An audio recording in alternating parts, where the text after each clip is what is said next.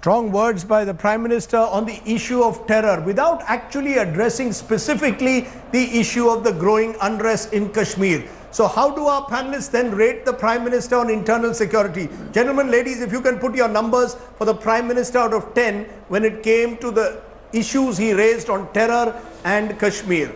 Take a look at where our panel stands on that issue. Your numbers, if anyone has not pressed it, I'll take your numbers orally.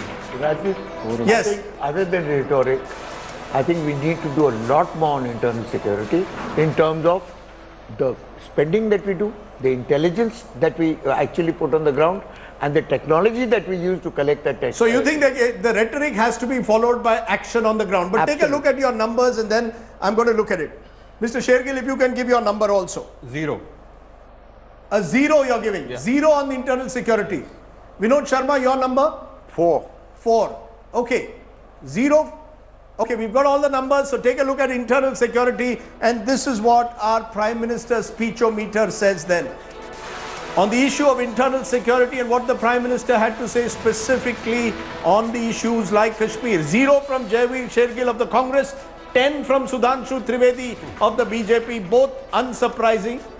But the overall trend is not as powerful as it was on foreign policy. The ratings marginally lower of the Prime Minister on this issue. Jaiveer Shergill, on the issue that you gave a 0, quickly. I think the euphoria around PM Modi's speech on internal security in general has died down. People have started questioning implementation. He launched an app called MyGov. Internal security ranked the highest. People wanted to hear about it.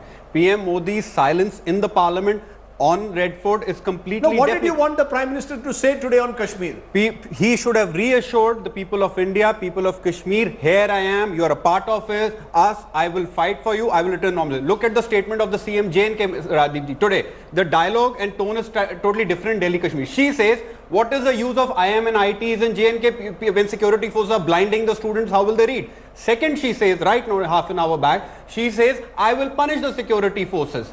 Now, does the tone of the PM and the tone of CM match? Absolutely not. You know, that's an interesting way. I'll get you, Sudhanshu, to respond, but Yogendra Yadav, very quickly. Just one word, Rajdeep. It's 5 weeks since we have what we euphemistically call Kashmir unrest. This curfew, dozens of people have been killed. Our citizens have been killed, blinded. The Prime Minister speaks from Red Fort. The least I expected from him was to say, like he said about those Peshawar kids, to say, I really feel sorry what has happened. He would have said all the right things that he wanted to say about security forces as well. Not a word from the Prime Minister about this. I'm truly disappointed. You wanted him to say sorry for the fact that more than 100 Kashmiri youth were blinded. I wanted him at least to have a word of condolence for the families who have gone through this. These are our citizens. Okay. Not a word from I would say, Rajdeep. No, just a minute.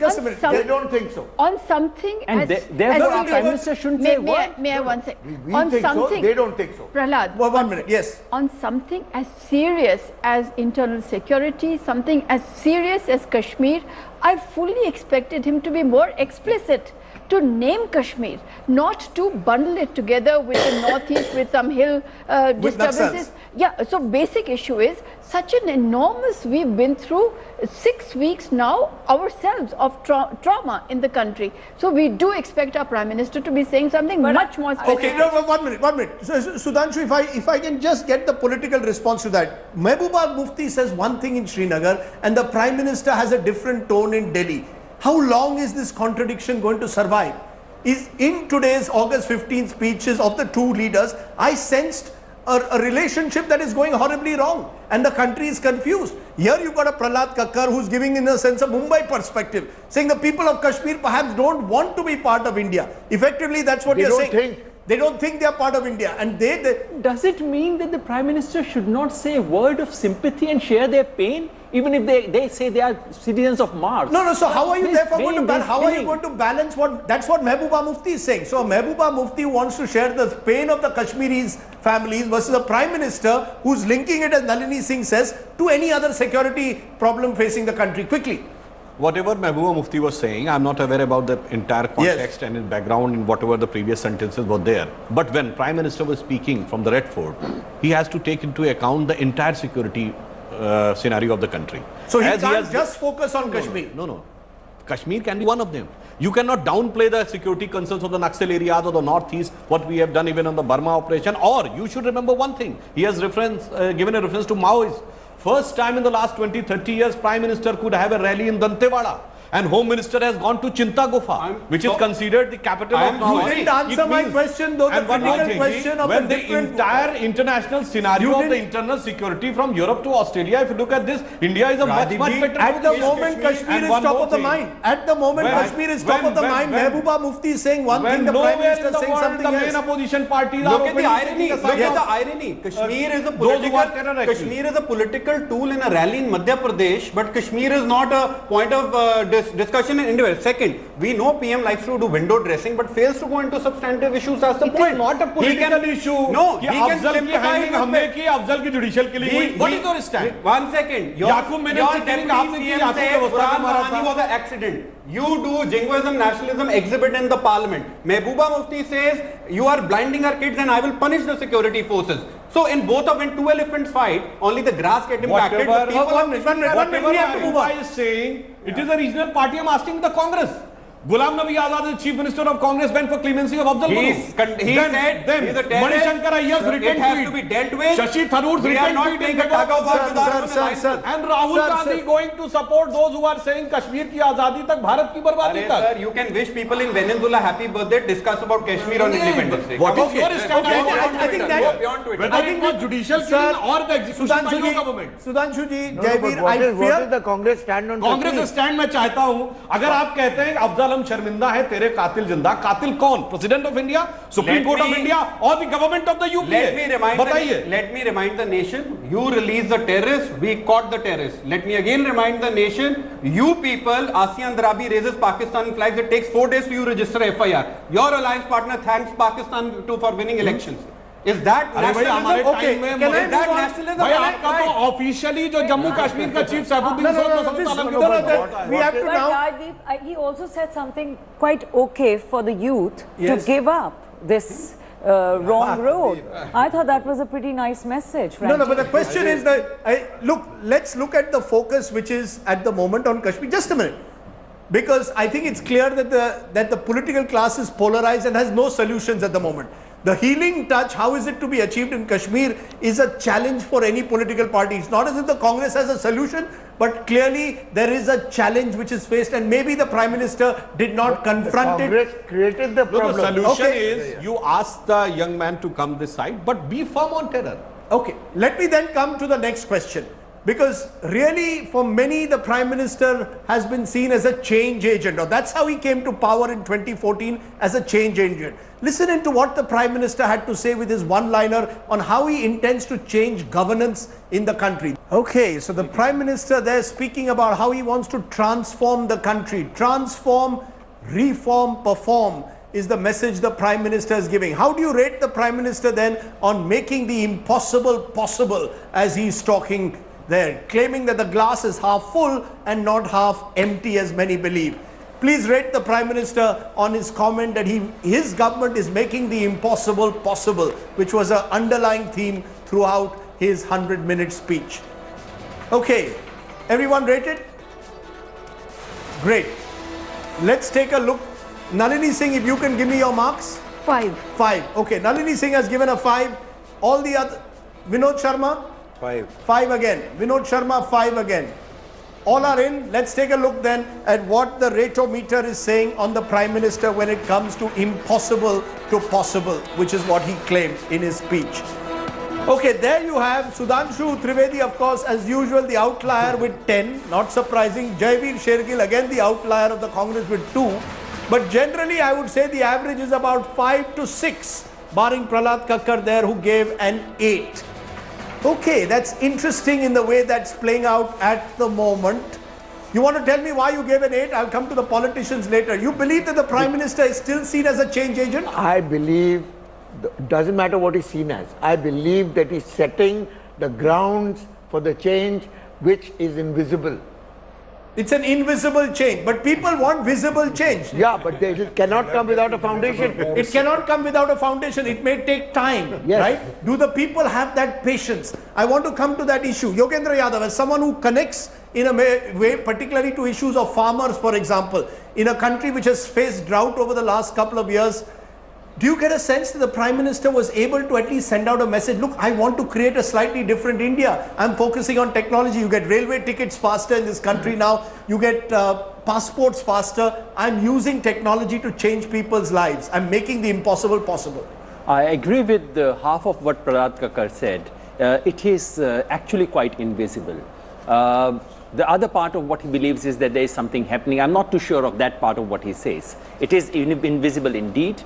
After 2.5 years nearly, in the midpoint speech, there's nothing substantial that he can present to the country as a big achievement. Jan Dhan Yojana, he presented Jan Dhan Yojana, he said LED bulbs, he spoke about the railways.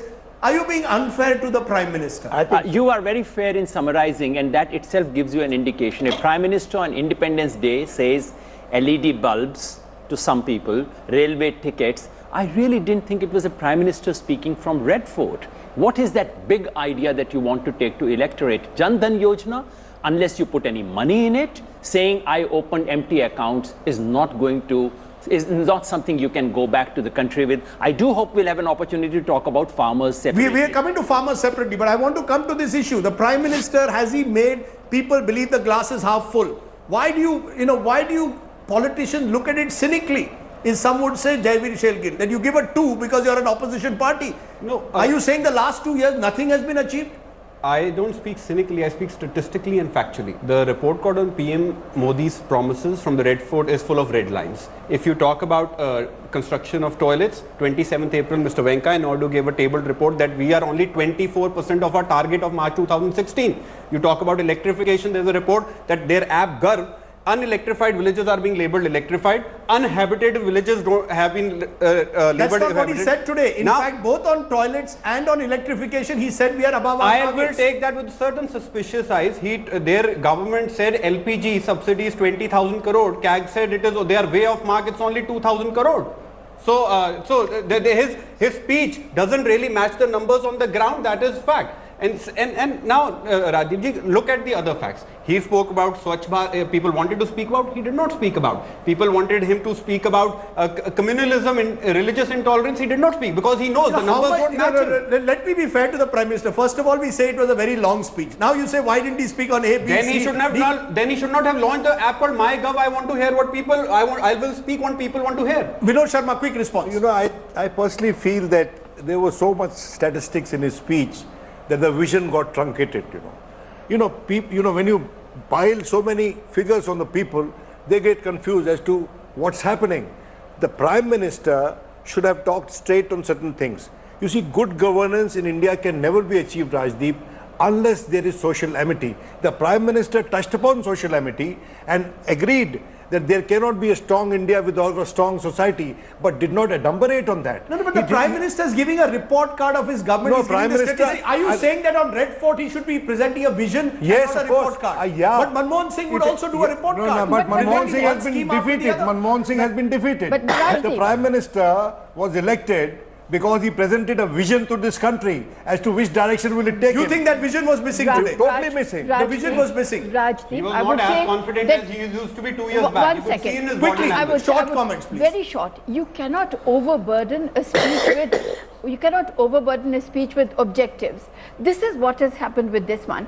Too many facts and also, not at all organized. It went from, as you said, Bangladesh to builders. So therefore, how does one actually concentrate? Was it a speech, therefore, Sudhanshu Trivedi? And is this the problem written by a bureaucrat, not by the Prime Minister? That his first speech in 2014 was of the inspirational Narendra Modi. This was of a Prime Minister who, at the end of the day, is a prisoner of his bureaucrats. Always like blame the bureaucrats. No, I'm asking why. Listen, this was the eye on data, the eye on too many figures. Extempore most of the time. Only the data he read out from paper. That was his speech. Rajdeep, it was like President's speech to a joint sitting of Parliament. Okay, quickly. It was I only President's have speech to 20 a joint seconds. sitting of Parliament. His entire premise of Seconds. Asambhav to Sambhav was having a substantive base.